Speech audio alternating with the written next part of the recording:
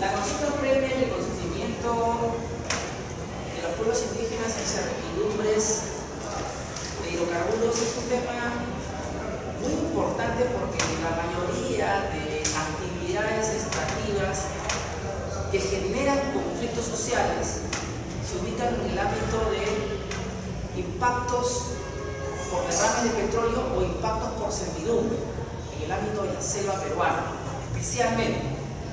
Y los otros impactos, donde ustedes han escuchado bastante malestares en el ámbito de la actividad minera. Sin embargo, vamos a tomar el ejemplo de hidrocarburos y ustedes van a sacar sus propias cuentas cómo sería en el ámbito de la actividad minera. Es muy similar. El procedimiento ejecutivo es exactamente el mismo.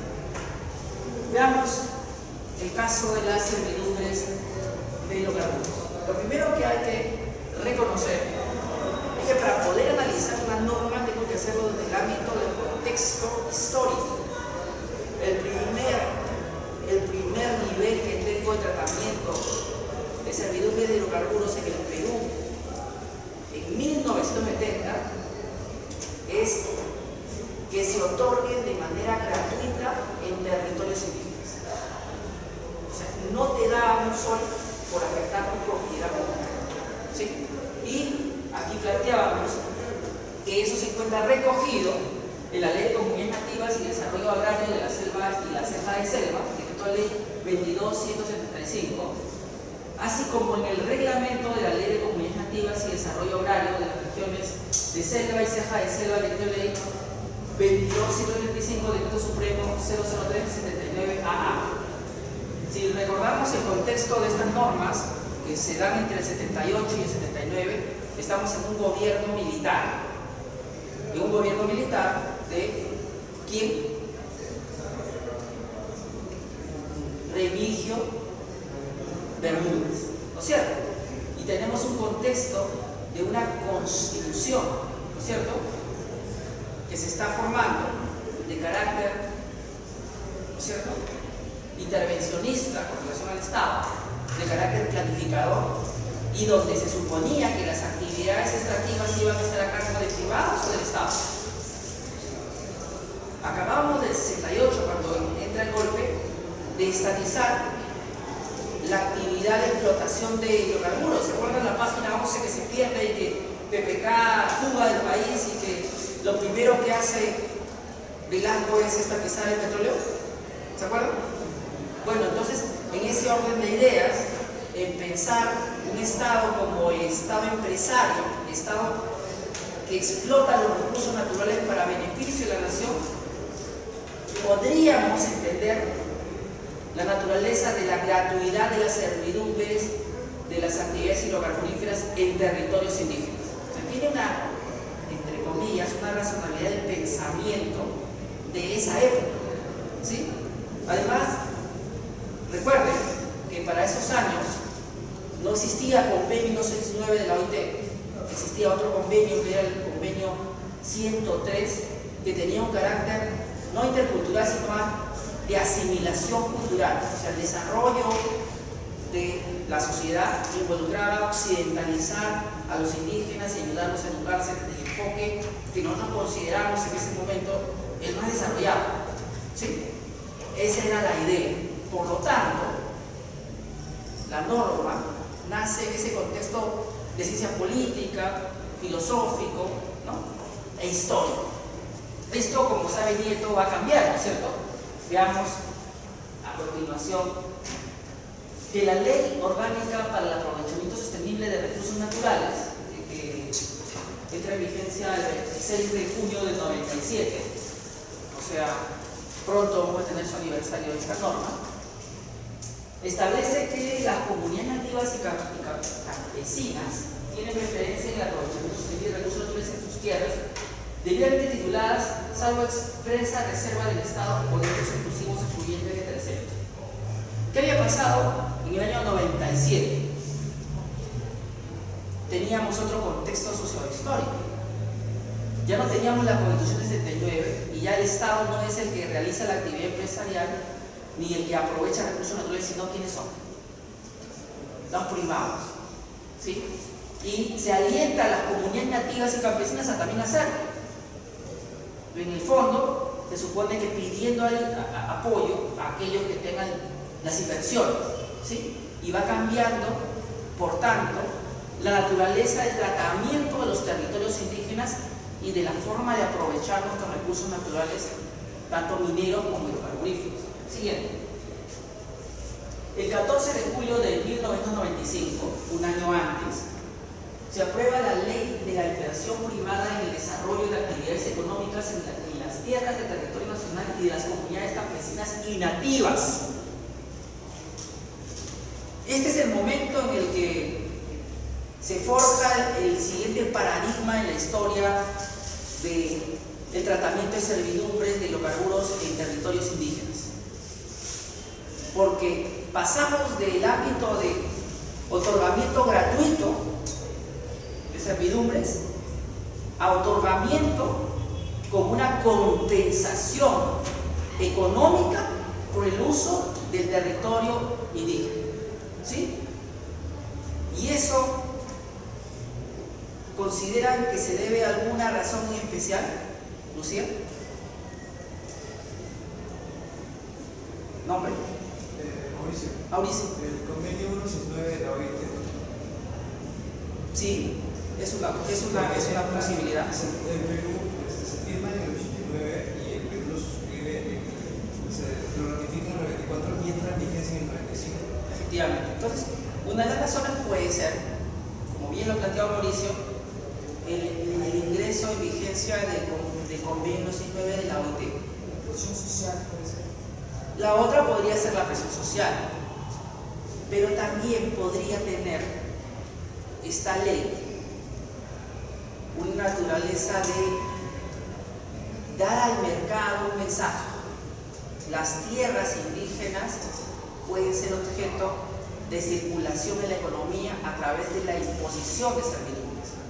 Si recordarán, en el régimen de los años 70, la Constitución de 1979 establecía que las tierras indígenas eran inembargables, ¿cierto? Imprescriptibles, y no se podían enajenar, o sea, no podían ingresar a una economía de mercado porque estaban inmovilizadas bajo el concepto de que el territorio indígena era parte consustancial de la existencia de estas comunidades y no podían desprenderse. Cuando se da esta ley, si usted la lee de nuevo, vea cómo cambia el mensaje. Ley de la inversión privada en el desarrollo de las actividades económicas en las tierras del territorio nacional y de las comunidades campesinas y nativas. Queremos incorporar el territorio de las comunidades en el ámbito de la economía en el campo, ¿sí? Ya no queremos que estén excluidas, ¿sí? Y una forma de lograrlo de manera mucho más activa es compensándolas y sintiendo las comunidades que el mercado les va a resolver los problemas de pobreza, de marginación o de olvido que pueden tener. Es una lectura también válida a esta norma y cómo sale. Siguiente. Esta norma, como se imaginarán, fue perfeccionándose en especialmente un artículo, el artículo relacionado a la compensación.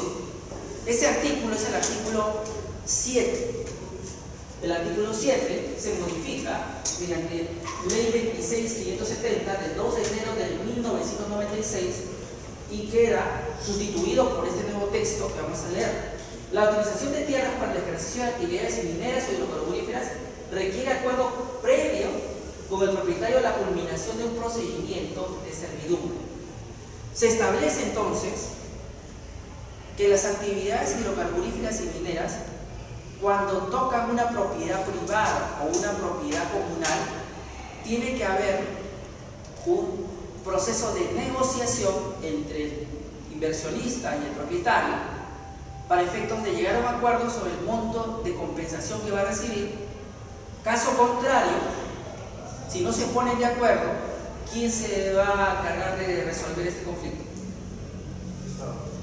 el Estado, a través del Ministerio de Energía y Minas, de la Dirección General de Minería o de la Dirección, ¿no es cierto?, de General de Hidrocarburos, ¿sí? Dependiendo del ROF que tengamos en ese momento, serían estas unidades del Ministerio de Energía y Minas los que resolverían una tasación, ¿no?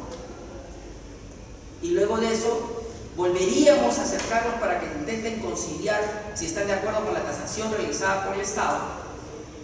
Y si no están de acuerdo, ¿quién toma la decisión? El Estado, a través de una resolución suprema, ¿sí?, propuesta por el Ministerio de Energía y Minas. Una resolución suprema, ¿quién la firma? El presidente de la República, ¿sí? O sea, no lo estamos sacando por un DS ni por una RP, sino la importancia de este tema era de tal nivel que el mismo presidente firmaba, ¿sí? Siguiente. No solamente se modifica este artículo 7, sino se reglamenta el artículo 7 mediante el Decreto Supremo 01796 AG, que aprueba el reglamento del artículo 7 de la Ley 26.505 referido a las servidumbres sobre tierras de ejercicio de actividades mineras o hidrocarburíferas. Les recuerdo que esta metodología de negociación y de compensación se aplica para estas actividades y de manera extensiva, podríamos decir, para otras como las eléctricas, ¿sí? Los poderes no podían cambiar nada. Y el artículo que merece la pena de construir y tratar de entender de este reglamento es el artículo 9. Porque en el artículo 9 por primera vez se fija el contenido del derecho a compensación por servidumbres, los límites de esto y la forma en que se iba a lograr alcanzar una suma determinada. El artículo 9 señala que el valor de la indemnización por el establecimiento de las servidumbres a que se contrae este reglamento se obtendrá en virtud de la pericia que será efectuada por el profesional de la especialidad agronómica del Consejo Nacional de Tasaciones. Lo primero que uno observa, antes de entrar a otro punto, es que desde el ángulo de una deconstrucción de la norma, tengo por un lado el interés del inversionista y el Estado por desarrollar una actividad extractiva y por la otra del propietario o la comunidad nativa o campesina que va a ser afectado. Y en la medida en que no se considera todos los intereses y derechos que podrían tener los propietarios y las comunidades nativas y campesinas, digamos que el centro de la norma es promover la inversión a toda costa. Incluso uno lo nota, Lucía, de manera categórica, cuando la única posibilidad de impugnar judicialmente esta imposición de servidumbre es sobre el monto de la compensación, más no sobre la propia imposición de la servidumbre, que podría atentar contra mi derecho a un ambiente sano y equilibrado, que podría atentar contra mi propia existencia como etnia porque es mi territorio ancestral, que podría atentar contra mi religión porque estamos en un lugar místico, que podría atentar contra mi forma de vida, ¿no?, culturalmente hablando. Pero no importa eso. Lo importante es ponernos de acuerdo en cuánto vale eso. Entonces uno nota, si deconstruye la norma, que los dos intereses que deberían estar equilibrados, propietario y el inversionista o el Estado que va a desarrollar la actividad extractiva, no están equilibrados. Hay uno que pesa más y se come al otro, ¿sí? Por eso deconstruimos, para ver qué hay. ¿Y por qué realizamos una mirada hermenéutica de la norma? Porque tenemos que ver el contexto en el que se está dando esto. El contexto es un año especialmente particular, 1996.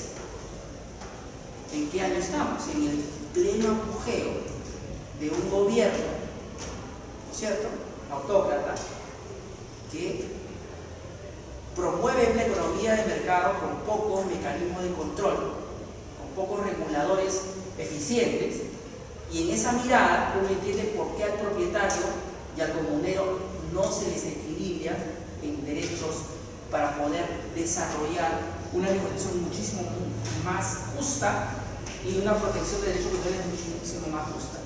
Recordarán también que para esos años existía un tribunal constitucional en todo el sentido de la palabra. En 1993, recordarán, se aprueba la Constitución Política del Estado peruano y pasamos de un tribunal de garantías a un tribunal constitucional, ¿sí? Y en el ámbito de ese tribunal constitucional, ese nuevo tribunal constitucional, elegido por un parlamento, recuerden cómo se elige, mayoritariamente del gobierno, pues las garantías de los posibles propietarios afectados estaban en entredicho. Yo hubiera querido llevar esta acción de amparo contra esta norma, el tribunal me hubiera dado la razón. ¿Qué creen ustedes? En el contexto que estoy, donde los magistrados son elegidos por el partido que tiene más parlamentarios. Esta es una de las posibles causas por las cuales esta norma nunca se cuestiona en la época en que sale, porque es obvio, si seguimos leyendo, que afecta a derechos fundamentales. Veamos por qué. El valor del área de la tierra que vayan a sufrir el desmedro en ningún caso será inferior a la arancel de tierras aprobada por el Ministerio de Agricultura. Yo les puedo decir, ¿y por qué me vas a ver desde la perspectiva de agricultura si lo que estamos acá discutiendo es mi identidad cultural? Si lo que estamos discutiendo acá es mi medio ambiente, si lo que estamos discutiendo acá es mi diversidad biológica, si lo que estamos discutiendo acá es mi religión, si lo que estamos discutiendo acá es mi forma de vida y mi cosmovisión del mundo. ¿Desde el ángulo de agricultura puedo ver eso? Esa es una de las primeras preguntas que uno debe plantearse, ¿no? Solo desde el ángulo de agricultor, solo de lo que cosecho, de lo que cazo, de lo que recolecto, de lo que pesco. Esa es la naturaleza de las afectaciones, nada más, no hay otras. Y un segundo componente, dice, para tener en cuenta que el monto de la compensación es una compensación monetaria por el eventual número cesante durante el horizonte de tiempo de la afectación, calculado en función de la actividad agropecuaria habitual del agricultor, del conductor del predio. O sea, estoy pensando que todos los que tenemos un predio en que realizamos una actividad que está vinculada al sector de la agricultura, y si yo no estoy vinculado al sector de la agricultura agropecuaria, ¿qué valor tendría la actividad económica que yo desarrollo? Cero. Cero. Y si yo quisiera que aparte de el costeo de mi actividad agropecuaria, habrían otras, por ejemplo, turismo rural. No sé si ustedes han escuchado el caso de la montaña de los 7 colores, que en verdad no es verdad que tenga 7 colores, he estado ahí y nomás tiene 3, decepcionado, me he hecho caminar mediodía para ver varios rojos y demás, ¿no?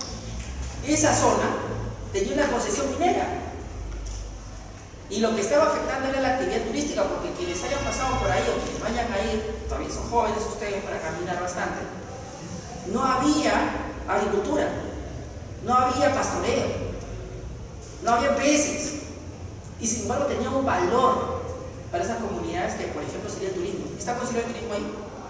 No. ¿Sí?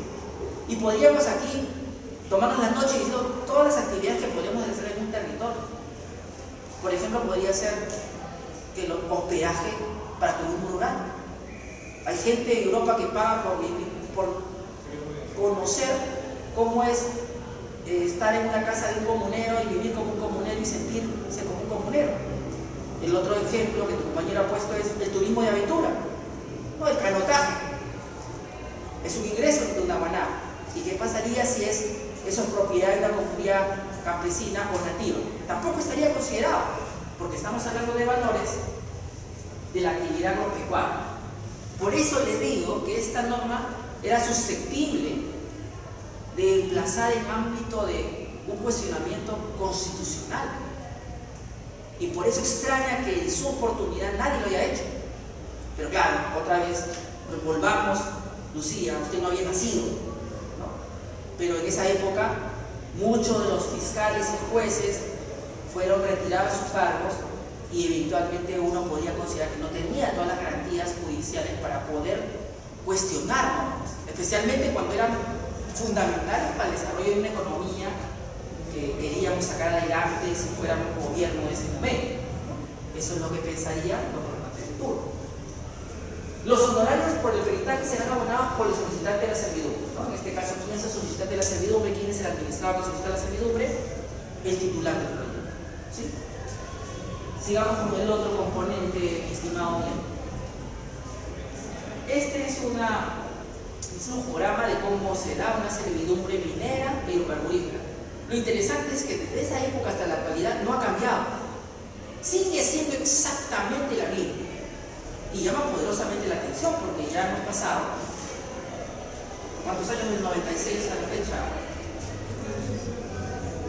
23. Algunos de ustedes han nacido por esa época, nosotros ya saben, 23. Es bastante tiempo, ¿no?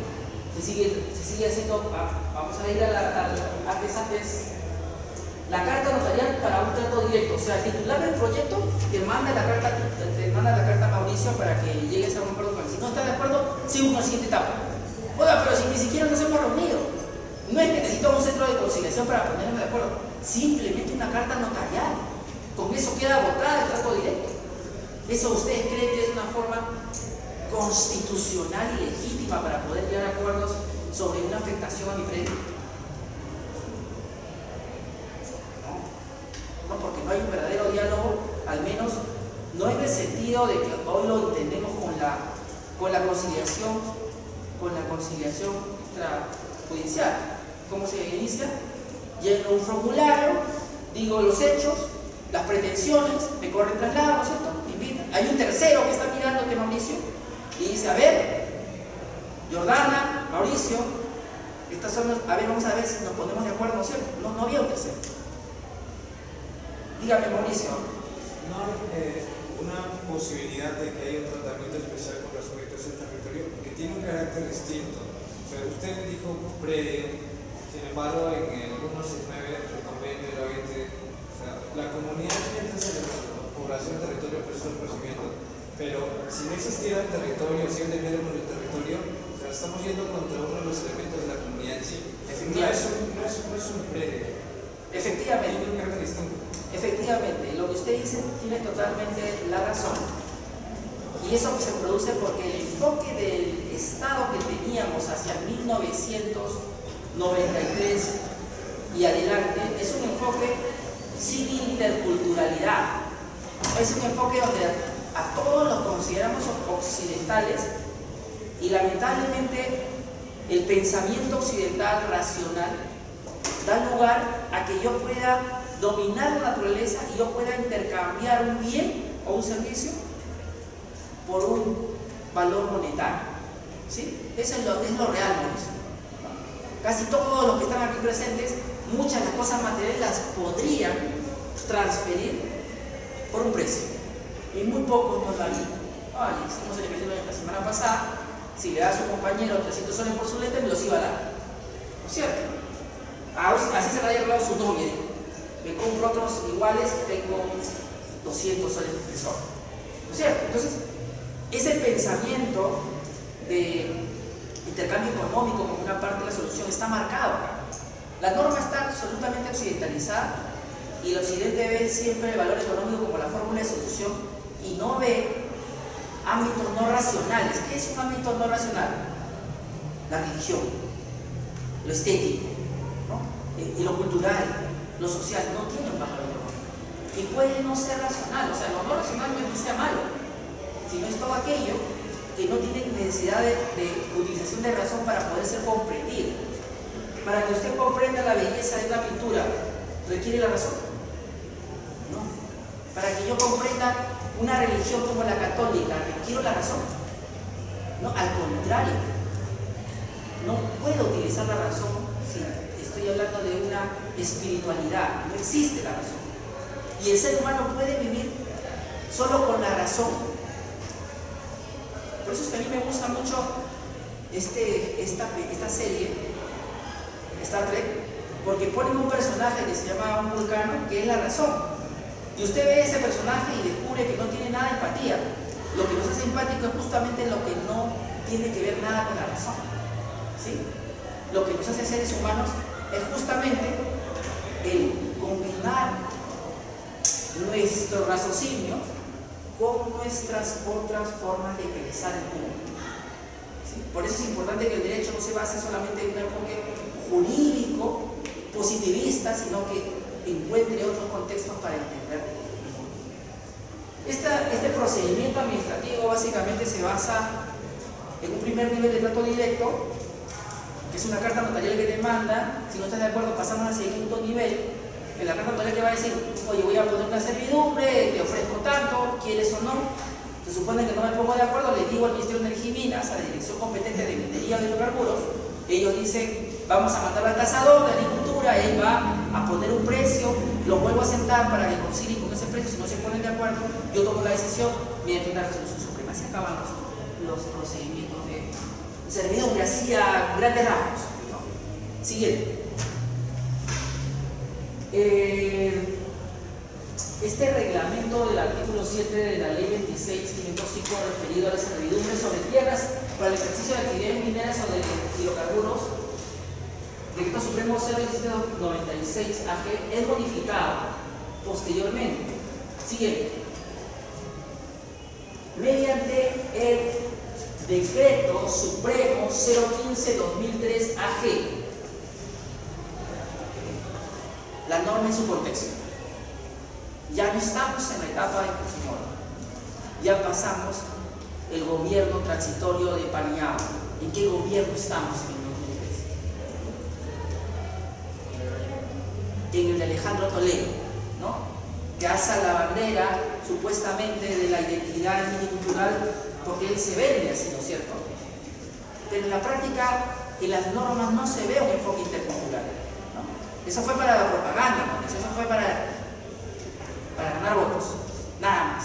La realidad es que el Decreto Supremo 015-2003 AG lo que intenta es hacer frente al desarrollo del megaproyecto de hidrocarburos más grande del Perú, que es el proyecto Camisero, que iba a dar tanto gas en el Perú, que iba a cambiar la matriz energética del país, pasando del petróleo al gas, pasando de precios altos de transporte a precios ridículos. El galón de gasolina, hoy día, un galón de gasolina está alrededor de 14 soles en promedio. Un litro de gas está cerca de 2 soles. Miren la diferencia, ¿sí? Es abismal. Entonces, ese cambio de matriz energética era lo que aspiraba el gobierno en ese momento. Y había tanto gas que podíamos exportar. Entonces se destinó el lote 88 para consumo interno y el lote 57 para exportar. ¿Sí? Miren cuánto gas había.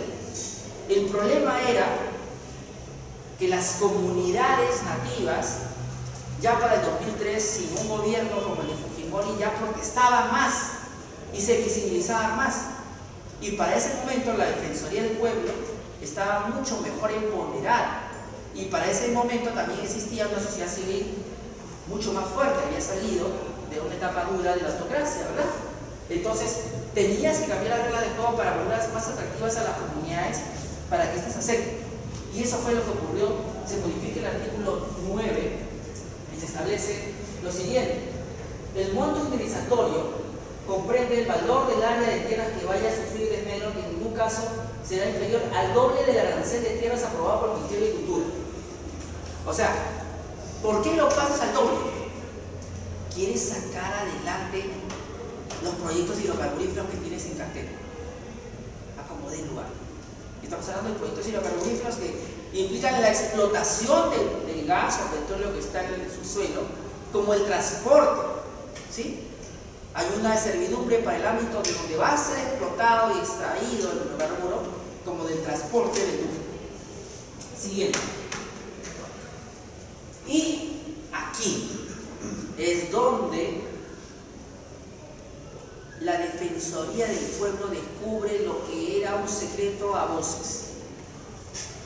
La forma como se habían estado dando las servidumbres en el Perú desde que se aprueba en el 95 la norma hasta esa fecha, en 2003, ¿sí? Y el informe defensorial número 103, llamado el proyecto Camisero y sus efectos de derecho de las personas, revela los daños a los bienes privados y comunales por operaciones de construcción del gasoducto que estamos hablando de carnicero. Se empieza a dar cuenta cómo se negocia en el ámbito de esta actividad. Y señala, las obras de afectación a plantaciones de cultivos y árboles medicinales produjeron daños a los canales de irrigación. Vamos a quedarnos con la primera parte. ¿Cómo valorizo una plantación medicinal que me va a servir por décadas para curar mi comunidad? ¿Me vas a pagar? ¿Me vas a dar un vale para que vaya a Incafarma cada vez que me enferme? ¿Dónde está Incafarma allá en la comunidad? ¿Cómo va a llegar? No te preocupes, también te vengo la chata. El tiempo que me va a tomar, no te preocupes, también te lo compensa. A veces el tiempo es tu vida. De repente ya no llegas con tu mujer a punto de dar a luz al lugar donde tienes la medicina, que tu planta te la proporcionaba, que podía hacer que las contracciones disminuyan o que aumenten dependiendo de lo que quisieras, o que el dolor de un parto sea mucho más llevadero que otro, o que te controle la planificación. ¿O ustedes dónde creen que los indígenas tenían sus preservativos? Eran plantas medicinales las que utilizaban las mujeres para controlar la fertilidad. ¿Sí? Entonces, eso le está quitando. ¿Cómo haces para compensar eso? No estaba en tu norma. Y así pudieras hacerlo.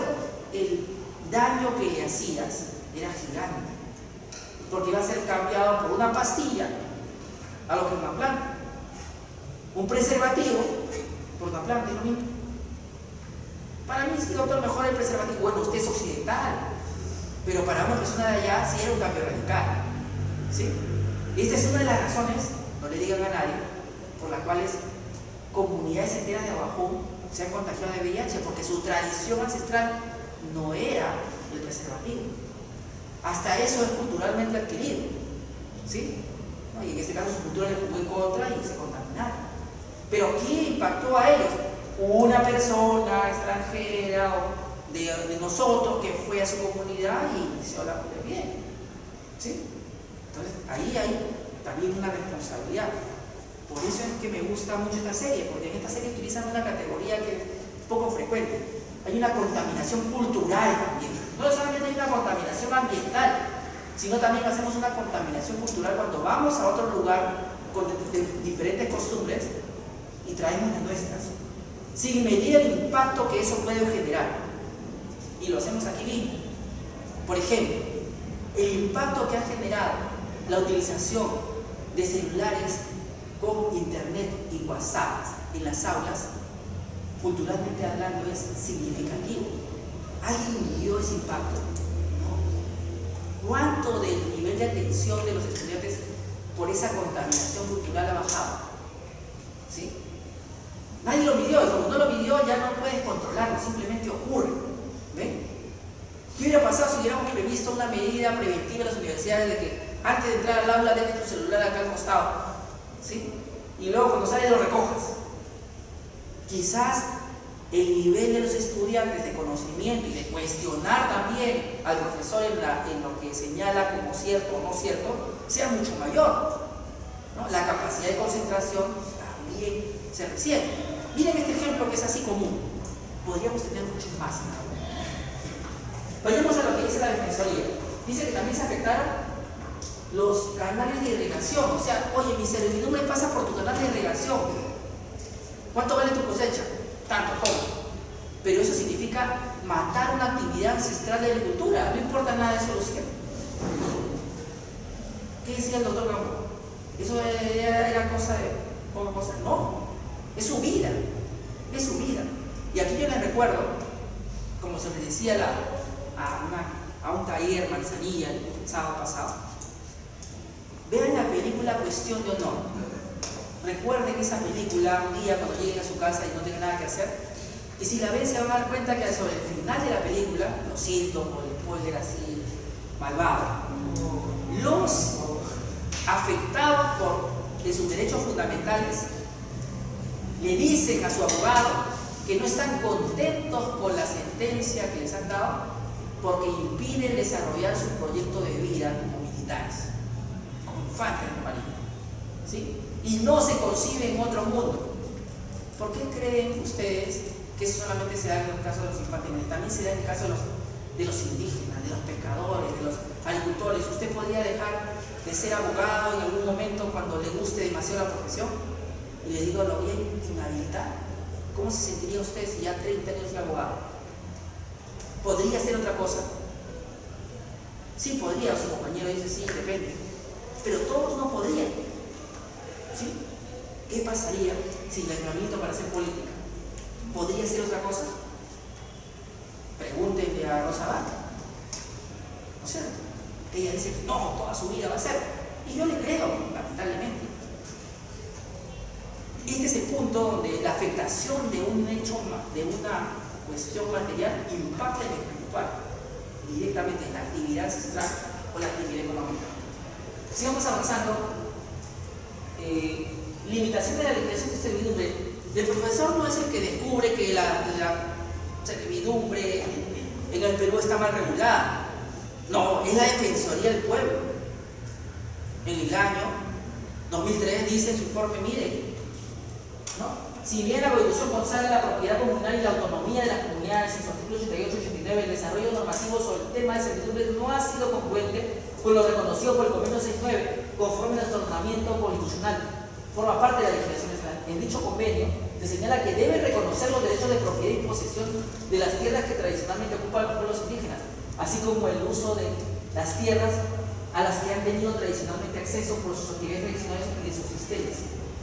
Y sigue y sigue. O sea, se da cuenta que esta norma de servidumbre, al ser generada desde un pensamiento occidental, desde un pensamiento donde se toma en cuenta solamente al titular del proyecto de inversión, más no a ese otro que era el propietario indígena o que era el propietario privado, pues afectaba derechos. No era una norma equilibrada. La servidumbre es una institución que puede funcionar si se equilibran los intereses, pero no si se cesa. Y entonces empieza a darse cuenta que la madre del cordero de estos problemas está en la ley 26.570, que es modificada por la ley 26.505, que es la que estamos comentando, ¿no? La ley de la inversión privada en el desarrollo de actividades económicas en las tierras del territorio nacional y la comunidad campesina y nativa. Ahí descubre que está el problema. O sea, no es que el profesor venga acá a querer lavar el cerebro a ustedes. La Defensoría del Pueblo ya le había dicho. Eran normas muy mal dadas. Siguiente, por favor. Miren. Y para que no se aburra leyendo las 100 páginas del informe, lee subrayado para que usted de frente vaya. Dice aquí que dicho procedimiento se refiere al procedimiento de servidumbre. Reafirma la situación desventajosa del propietario en tanto que el espacio de diálogo que contempla para la conciliación es bastante restringido, lo cual facilita la imposición de la servidumbre del propietario del terreno. En efecto, el procedimiento se inicia con una simple presentación por el concesionario del cargo de recepción de la comunicación sobre su oferta cruzada al propietario del predio, con lo cual se proyecta el transcurso de 30 días sin haberse llegado a ningún acuerdo. Ello significa que en la práctica el concesionario le bastaría una simple comunicación por el escrito su interés de negociar sin hacerlo para ir por la vía aparentemente más fácil, que es la servidumbre forzosa, frente a la otra vía de arribar a un acuerdo negociado con el dueño del terreno. Su profesor del contrato de contratos Bolaño diría acá no hay consentimiento. Es una imposición de un contrato que te lo cantan de una manera fraudulenta, porque me escribes una carta en español, ni siquiera esta normatividad decía que lo hicieras en mi idioma tradicional, y si no sé leer, ¿cómo lo hago para entender? Y si no entiendo qué significa servidumbre, como me dijo un indígena, servidumbre quiere decir que soy esclavo, o sea, incluso puedo interpretar ese término tan difícil como otra cosa. Usted el primer día que llegó a la facultad no me diga que sabía que era servidumbre. Lo aprendió después que se lo explicaron, pero ¿cuál fue su primer pensamiento si yo dijera servidumbre como el indígena? Algo que tenga que ver con que me esclavizas. Por consiguiente, la norma tenía serios efectos de interculturalidad, de equilibrio de derechos, ¿no? Y acá siguen las críticas. Tampoco existe una legislación que establezca las competencias administrativas para supervisar los contratos referentes a compensaciones. O sea, ok, esta es una compensación, pero ¿cómo sabemos si es justo o no? Si cumple o no. A nadie le importaba, simplemente salía la resolución suprema y seguía todo adelante. Si te pagaron o no, no había problema. Entonces, ahí había un problema claro, porque algunos de estos procedimientos acababan en, si yo no quería el pago, te lo consignaba. Y ahí quedaba consignado, ¿no? Y si yo no lo recogía, ¿quién iba ese dinero? Consulado. Yo estaba en mi comunidad, ni siquiera podía acercarme al Banco de la Nación más cercano. Entonces ahí teníamos un problema de entendimiento. Siguiente. Las negociaciones inequitativas e insuficientes, ¿por qué?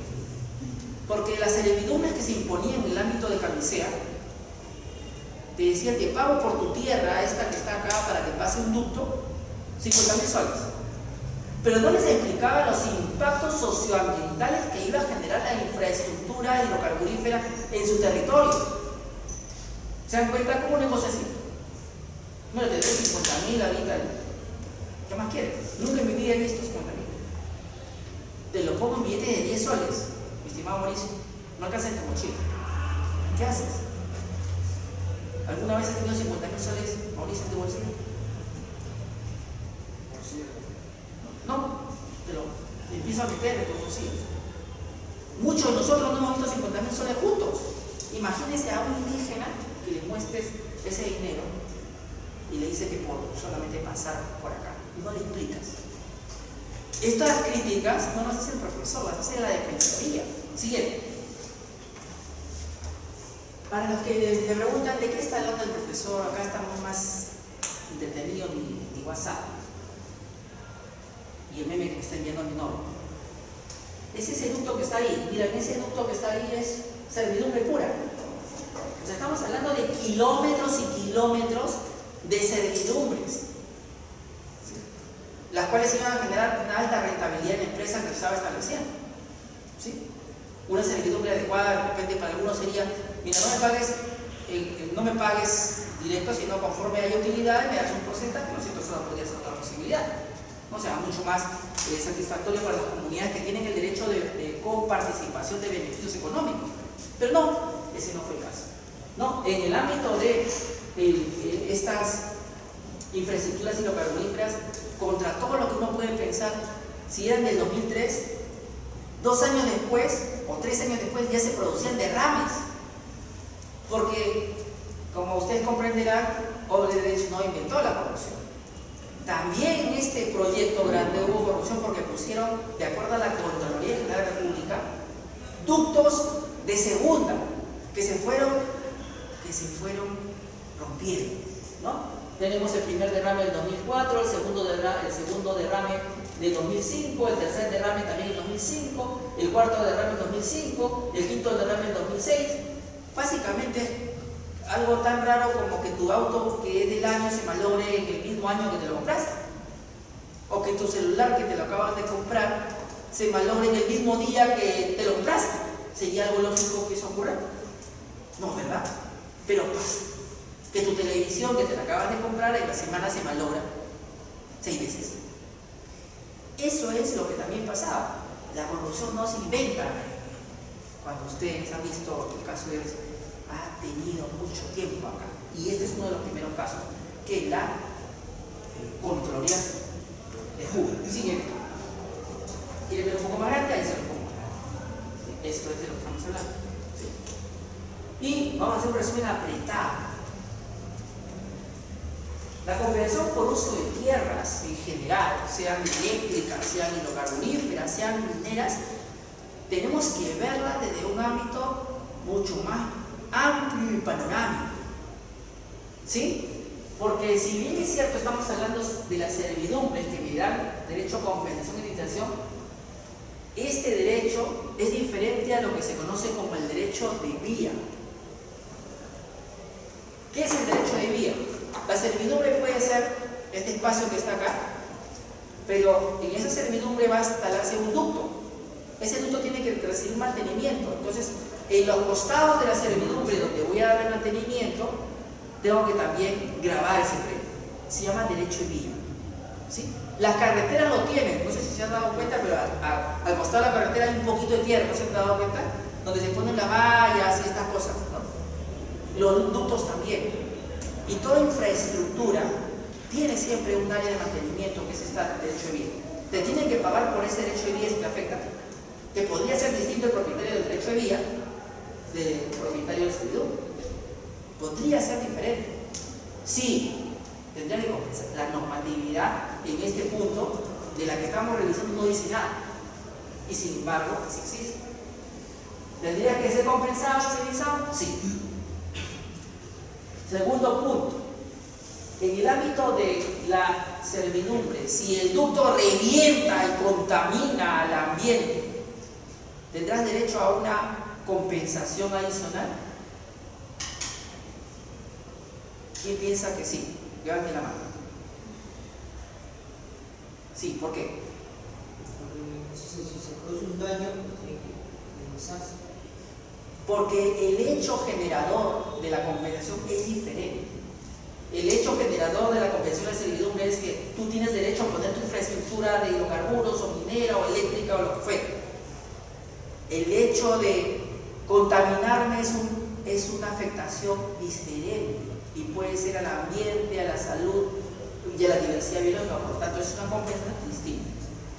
Antes que se quede dormida Lucía, lo último, ya no te preocupes, la responsabilidad social empresarial también es otra modalidad de pacificar las comunidades, porque muchas protestan por la forma de actividad que tienen. Por ejemplo, pasan con sus 100 camiones diarios y te generan polvo.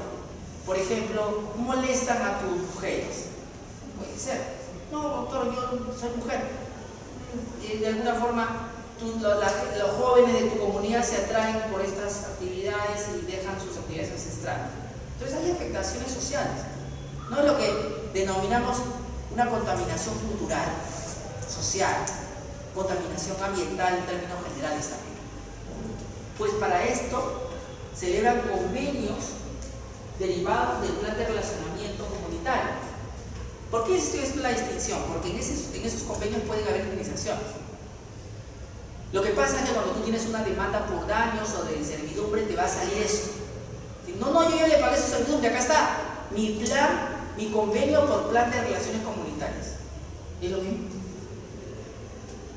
No, tu plan de relaciones comunitarias es tu responsabilidad social, lo que tú quieres hacer como tu licencia social, y está muy bien, te felicito y que vaya bien. Pero la servidumbre es un concepto diferente a la responsabilidad social, y la responsabilidad civil por daños ambientales es diferente a la servidumbre, como es diferente al derecho civil.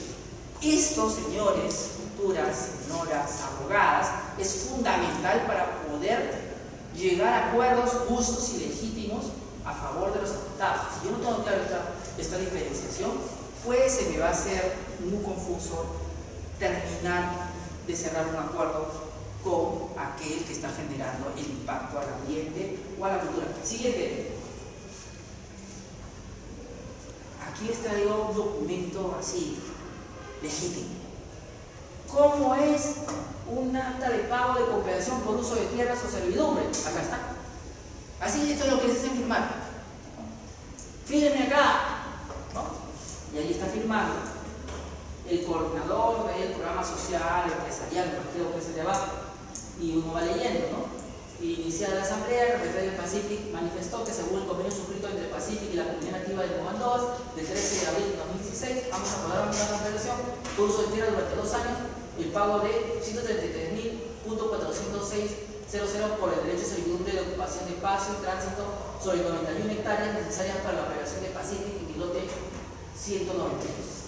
Yo lo que quiero mostrarle aquí es ¿y cuál fue la metodología que utilizó Pacific para llegar a 133.000 soles por 92 hectáreas? Por 91 hectáreas. ¿Cuál fue? ¿Alguien la puede visibilizar ahí? En esa acta está contenida los criterios de valorización o por qué estamos compensando exactamente. O sea, ¿dónde está? Recuerden que el artículo 9 del reglamento del artículo 7 de esta ley te fijaba, ¿no es cierto?, una valoración, ¿no es cierto?, del ámbito agrario y una compensación por las cosechas dejadas de percibidas, de actividad. ¿Listo? Está. No, doctor, es trato directo. Bueno, eres el indígena, tú eres el que ha estudiado en la Universidad de San Marcos. ¿Te parece justo este acuerdo? Yo lo primero que diría es que no tengo criterios para saberlo porque no sé qué se ha valorado. Cuánta diversidad se va a perder, si son territorios ancestrales, qué relación tenía con ellos, etcétera, etcétera. Si esos son los acuerdos que se firman, ya se darán cuenta del grado de afectación que tiene la comunidad. Y esta, afortunadamente, firmó un acuerdo. Pero no necesariamente todos tienen esa suerte, por 2 años. Siguiente. Una de las cosas que hay que, para ir cerrando, entender de esta servidumbre de hidrocarburos es que hay 2 modelos de servidumbres. El modelo de servidumbre por la explotación y exploración de hidrocarburos y el modelo del ducto que sirve para trasladar el petróleo o el gas. El modelo de explotación y exploración está regulado en el Reglamento de Actividades de Exploración y Explotación de Hidrocarburos del Decreto Supremo 032/2004 Y la principal pregunta que nos debemos hacer es si en este caso quien es el legitimado para negociar y para ver sea beneficiario por una convención es el propietario o el posesionario. ¿Sí? Esa es la primera pregunta que nos vamos a hacer, porque nos encontramos con alguien poseyendo o con alguien con un título de propiedad. ¿Quién es el que debe llegar a acuerdo con la empresa titular? Siguiente. Y el artículo 310 del Decreto Supremo 032/2004 establece que la compensación, la valoración, incluirá lo siguiente: una compensación de uso de tierra que será grabada por la servidumbre que en ningún caso será inferior al valor del arancel de la tierra aprobado por el Ministerio de Agricultura. Segundo, una compensación por el eventual lucro cesante durante el horizonte de tiempo de servidumbre calculado en función de la actividad habitual del conductor. Lo primero que uno observa es que ya no se está utilizando las categorías de la normatividad primigenia, que hemos dejado de utilizar el tema de la actividad agropecuaria como un tema que pueda ser objeto de medición. ¿Y por qué hemos hecho eso? Miren de qué año es el reglamento. 2004. ¿Y recuerdan el año del informe defensorial? 2013. O sea, producto de la actividad defensorial cambian reglas de juego dentro del sector y tienes esta nueva regla porque ya vieron las críticas que les decía, ¿no es cierto? Entonces, ayer no te preocupes, defensoría, ya no estés haciendo bulla, ni la sociedad civil, porque muchos ONGs protestaron por esta forma de negociación. Vamos a hacerlo mucho más libre, ¿sí? Pongamos que sea por la actividad habitual y una convención de acuerdo a la agricultura libre. Siguiente. Un caso emblemático para nosotros es el lote 192, ese es el que está en rojito, que está en Loreto. Siguiente. Y aquí viene el cambio más significativo. En la norma original del reglamento de actividades de exploración y explotación de hidrocarburos del Decreto Supremo 032/2004 solo figuraba que el propietario podía ser objeto de beneficio por la compensación por servidumbre. Es luego de las protestas sociales que surgen en las comunidades nativas y campesinas que no han sido tituladas que se cambia el artículo 306 para poder permitir que las comunidades nativas y campesinas con reconocimiento y derecho habilitante que ejerzan derecho de posesión sobre tierras del Estado podrán ser objeto de compensación por servidumbre. Lo que yo les decía aquí es que es contradictoria esta norma porque la norma señala lo siguiente. Primero, eres una comunidad nativa o campesina reconocida. Segundo, estás en el ámbito de un territorio que tú dices que es tuyo pero que no te ha sido reconocido y que es del Estado. Y en esa condición te puedo compensar. O sea, contrario censo, no reclames tu titulación de tierras porque ya te estoy compensando como posesionario, pero el Estado sigue siendo dueño de ese territorio. ¿Se dan cuenta el discurso? O sea, quieren evitar que sigan reclamando la titularidad del territorio a cambio de una compensación, porque dicen que la posesión también es reconocible como una forma de condición que te permite obtener derechos económicos que antes no tenías, ¿sí? Esta es la razón por la cual se cambia esta norma. Antiguamente esto no existía y no podías negociar nada, ahora te doy algo. Pero ¿qué sería lo correcto? En orden de prioridad, de acuerdo al convenio 69, primero titulo la comunidad y luego resuelvo lo de la servidumbre, pero no al revés. La servidumbre debe ser lo accesorio, no lo principal. Siguiente. Sí, siguiente, avanzando rápidamente, el reglamento del transporte de hidrocarburos por ductos, decreto supremo 081/2007 modificado en el 2015, pero no sobre lo que nos interesa, sino sobre otros puntos, establece el régimen de compensación para comunidades cuando se afectan por un ducto, por esta figura que están viendo acá, ¿no? Siguiente. Y el clásico ejemplo de servidumbre por ducto de hidrocarburos es el caso del oleoducto norperuano, ¿sí? Que como ven en el mapa, empieza en Loreto y termina en Piura, ¿sí? Tiene una antigüedad de 40 años, ¿sí? Y este artículo 98 del decreto supremo 081/2007 regula la indemnización y compensación que debe obtener el titular del predio afectado.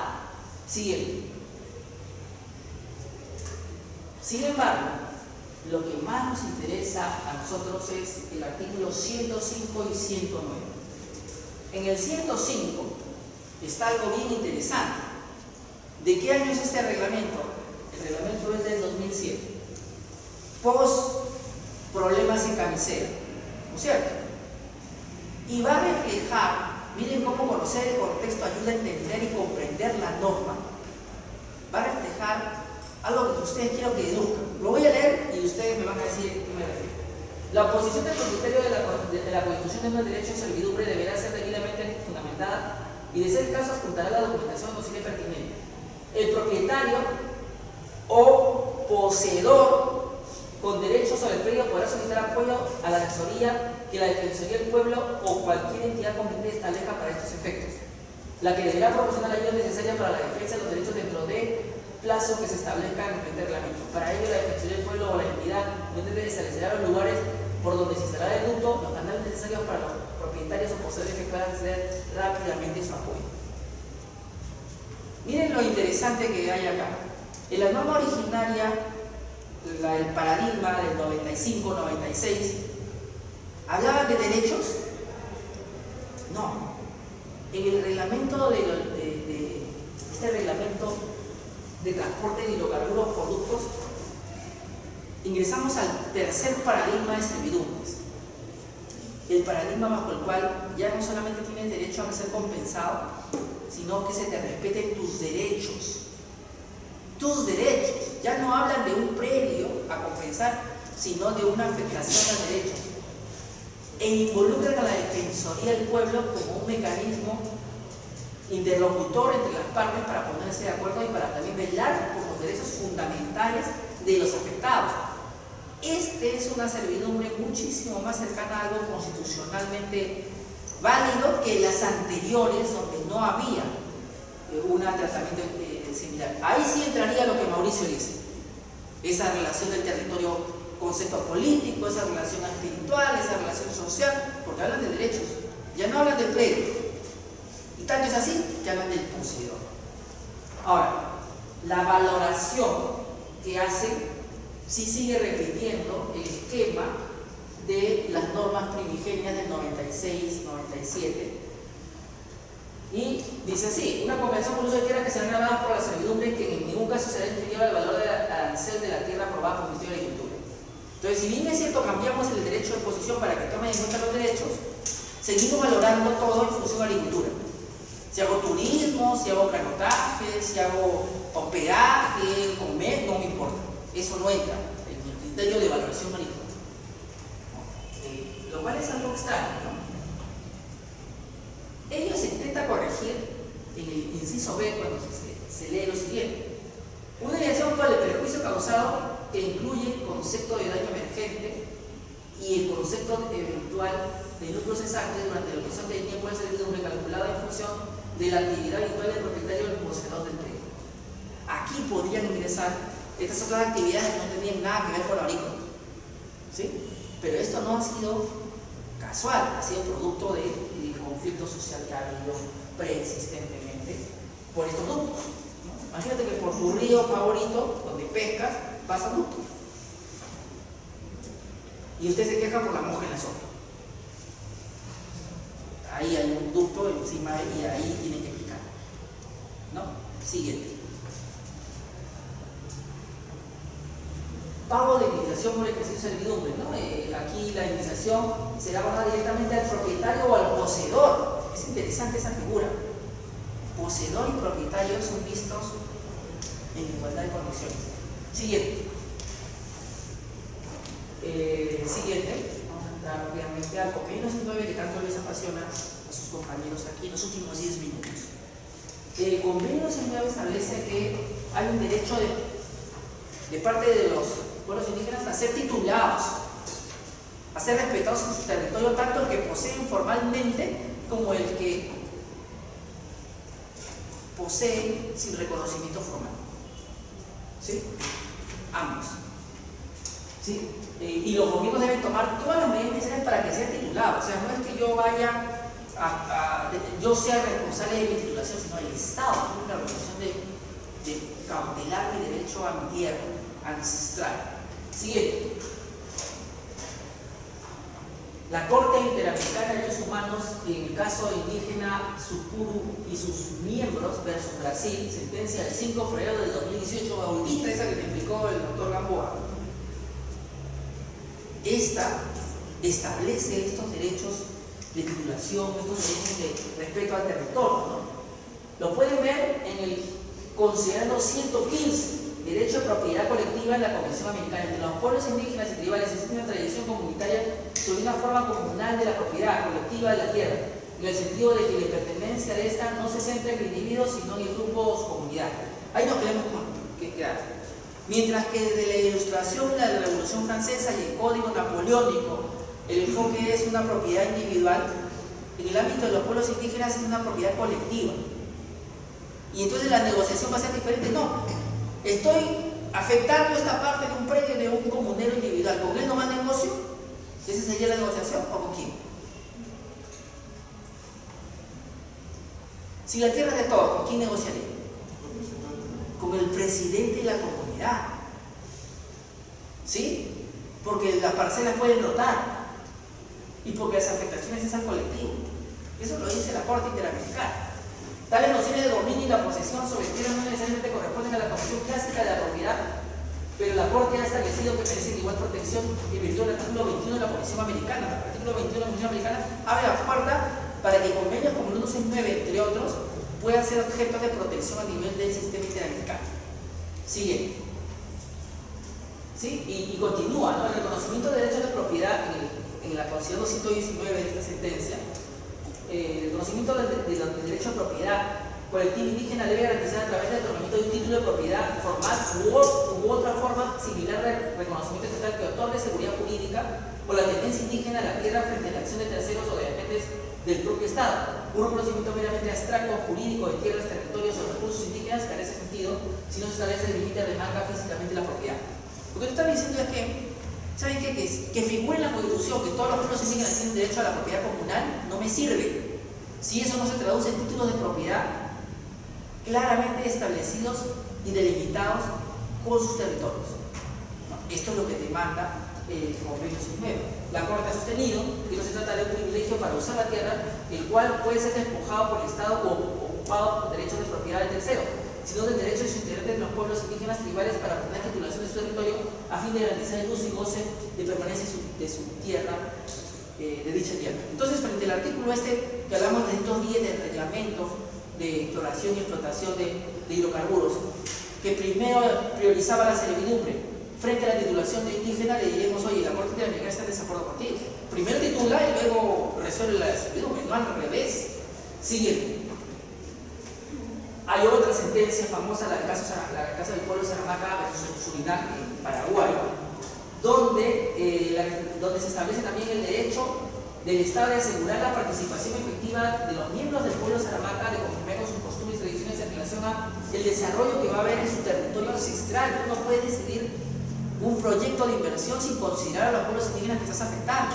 Siguiente. Saramaca, en la sentencia del 18 de noviembre de 2007, en las secciones criminales, fondo y reparación y costas, ojo, diferenciar que la sentencia interpretativa también de este mismo caso, que son diferentes, no son lo mismo, establece que la Corte ha manifestado que al garantizar la participación efectiva de los integrantes del pueblo Sanamaca en el plan de desarrollo de inversión dentro del territorio del Estado, tiene el deber de consultar activamente con la comunidad según sus costumbres y tradiciones, y no solamente se requiere consultarlo, sino la Corte en este caso dice el consentimiento del pueblo indígena. O sea, no se trataba, y vean por dónde entro, la consulta previa, de ponernos de acuerdo en la servidumbre. No, eso no era lo que teníamos que poner de acuerdo, sino sobre la propia actividad hidrocarburífera, extractiva, que estaba asistiendo a los pueblos indígenas, hacerle su consulta previa y requerir su consentimiento. Lo dice la Corte Interamericana. Siguiente, rápidamente. Habla también, en este caso, para dolor de muchos, que no les gusta que se conozca este tema, en el caso del pueblo de Sanamaca y Surinam, establece el derecho al beneficio compartido que tienen los pueblos indígenas. No porque se le ocurre a la Corte Interamericana, sino porque en el artículo 15 del convenio 69 se establece como tal, ¿no? Y dice la Corte Interamericana considera que el derecho a recibir pago de liquidación conforme al artículo 21.2 de la Convención se extiende no solo al total de la privación del título de propiedad por medio de una expropiación por parte del Estado, por ejemplo, sino también corresponde a la privación de uso y goce regular de dicha propiedad. Traducción, servidumbre, ¿verdad? Siguiente. En el caso de este mismo de Sanamaca, se establece que los integrantes de los pueblos indígenas tienen el derecho de ser titulares de los recursos naturales que han usado tradicionalmente dentro de su territorio por las mismas razones que tienen derecho a ser titulares de la tierra que han usado y ocupado tradicionalmente durante siglos. Sin ellos, la supervivencia económica, social y cultural de dichos pueblos estaría bien. Si tomamos en cuenta los casos de los últimos derrames que están viendo ahí, fotos reales, yo puedo vivir ahí, pescar ahí, bañarme ahí, cosechar mi yuca ahí, no. Comer mis hormigas tranquilo, no. Mi mono favorito tampoco. Mi sajino que está se contaminó. Usted se ríe, pero cuando vaya ahí, lo quiero ver cómo se ríe bastante con mucha alegría. Entonces, es fundamental entender que la actividad hidrocarburífera, petrolera, minera, etcétera, etcétera, tiene que considerar que los pueblos indígenas, de acuerdo a los tratados que han firmado de la Corte Interamericana, tienen derechos sobre los recursos naturales. Por eso que los bosques podrían ser titulados a nombre de las comunidades nativas campesinas, porque técnicamente tienen derechos sobre los recursos naturales. Va a haber una discusión grande en algún momento sobre ese particular, les dejo esa idea por ahora. Siguiente, antes de ir cerrando ideas. El término supervivencia no se entiende solamente como lo necesario para poder vivir. Ojo. Si no se entiende la supervivencia digna, pues digna, ¿sí? Es como ustedes para estudiar el derecho a la rutina de enseñanza, querría decir que ustedes puedan venir al aula y tener profesores mediocres, sería el derecho a la actividad stricto sensu. No, sería un derecho a educación, ¿no es cierto?, vaciado de contenido, porque la educación significa que te den verdadera clase, ¿verdad?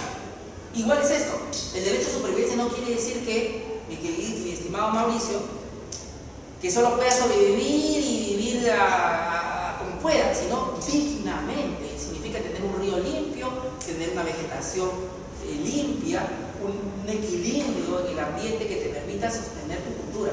Mauricio, tu pregunta rapidita. No, eso está incluido en el artículo 3 de la Constitución, ¿no? Desarrollo de la libre responsabilidad. Sí. El derecho a la identidad cultural. Artículo 2, numeral 18. Siguiente. Ya vamos a ir acabando antes que su compañero se fugue. Ya, vamos a terminar. ¿Qué dice el Tribunal Constitucional? El Tribunal Constitucional hace una referencia directa y textual de la Corte Interamericana. ¿Sí? Lo pueden ver en el caso de la sentencia de pleno jurisdiccional del Tribunal Constitucional 024-2009 PI, ¿no? Donde dice: para los pueblos indígenas la tierra no constituye un bien económico, sino un elemento fundamental con componentes de carácter espiritual, cultural y social. ¿Dónde lo dijeron eso? Sanamaca. ¿No es cierto? Y continúa, ¿no? La protección de la propiedad comunal permite preservar el legado cultural de los pueblos indígenas y de este modo transmitir a las generaciones venideras. Caso comunidad indígena, ¿no? Sacmoc versus Paraguay. O sea, el tribunal hace una recopilación de sentencias de la Corte Interamericana para darle contenido al derecho de propiedad comunal. Por eso es que yo preciso con mi querida amiga Raquel y digo, oye, que no es la sentencia de Tres Islas la que empieza a dibujar el derecho de propiedad comunal, sino es esta. Esta primero empieza a construir lo que entendemos a partir de las sentencias de la Corte Interamericana. Pareciera que todo nace a partir de Tres Islas. Y yo sostengo el caso de Tres Islas es un caso magnífico, pero no nace allí, nace acá. O sea, yo soy un profesor que ve la historia como parte de la interpretación de la jurisprudencia y las normas. Por eso que trato de hacer una progresión lineal, no saltar. Siguiente. Vamos a ir sobre el final y vamos a ver también el Tres Islas. Ahorita está acá. La Declaración Americana sobre Derechos de los Pueblos Indígenas también te consagra el derecho a propiedad, ¿sí? Formas tradicionales de propiedad, de supervivencia cultural, derecho de territorios y recursos naturales, ¿sí? ¿En qué? Artículo 25. Siguiente. La Declaración de Naciones Unidas sobre Derechos de los Pueblos Indígenas también te consagra en el artículo 26 el derecho a las tierras, territorios y recursos que tradicionalmente han poseído, ocupado y utilizado o adquirido. Siguiente. ¿Sí? Y ahora la pregunta del millón. Cerremos la clase en los últimos 2 minutos. ¿Las servidumbres otorgadas sin consulta previa pueden ser sujetas de nulidad? La respuesta es sí, porque contraviene el artículo 6 del Convenio 19 que exige que toda medida administrativa que afecta a pueblos indígenas debe ser objeto de consulta previa. Ahora, ¿cómo pruebo mi teoría del caso para demostrar que lo que digo es cierto? Siguiente. Con jurisprudencia, ¿no? Con jurisprudencia. Siguiente. ¿Sí? Caso lote 116, Lucía. En el caso lote 116, el Juzgado Constitucional IV de Lima estableció que el Ministerio de Energía y Minas había suscrito un contrato de licencia de exploración y aprobado un estudio de impacto ambiental sin consulta previa y declaró la nulidad de esta contratación. ¿Sí? Siguiente caso. Caso favorito de Lucía, el caso Tres Islas. Aquí sí felicito a Raquel porque logra una sentencia muy interesante que genera un precedente fundamental, ¿no?